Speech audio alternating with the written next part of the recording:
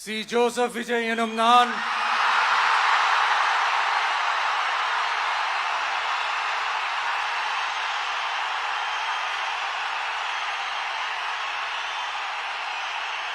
சட்டப்படி அமைக்கப்பெற்ற இந்திய அரசியல் அமைப்பின்பால் உண்மையான நம்பிக்கையும் மாறா பற்றும் கொண்டிருப்பேன் என்றும் இந்திய நாட்டின் ஒப்பில்லாத முழு முதல் ஆட்சியையும் ஒருமையையும் நிலை நிறுத்துவேன் என்றும் தமிழ்நாட்டு அரசின் முதலமைச்சராக உண்மையாகவும் உளச்சான்றின்படியும் என் கடமைகளை நிறைவேற்றுவேன் என்றும்